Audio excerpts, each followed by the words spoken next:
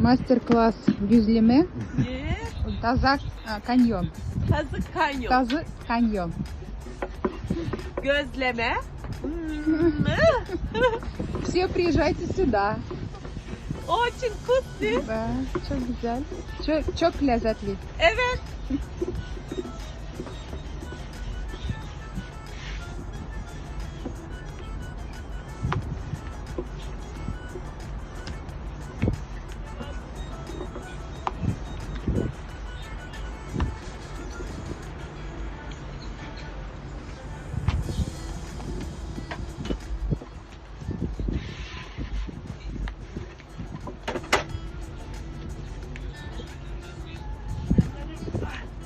Bunu iyi çevirdim.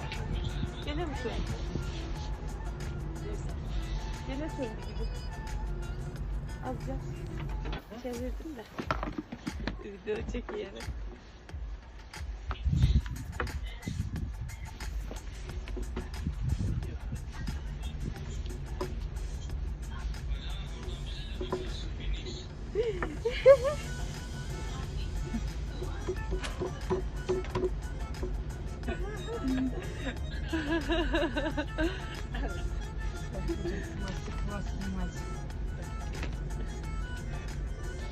Сыр, пемир.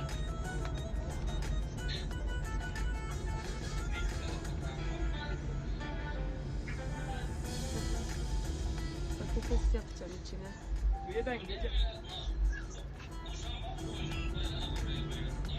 Naylon, naylon.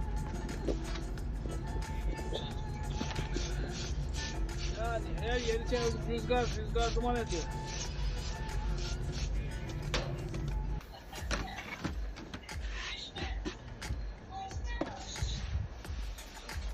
Ya yok mu?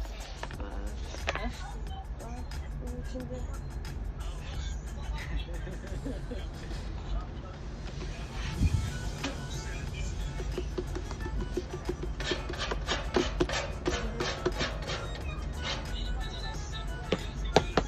Sağ ol.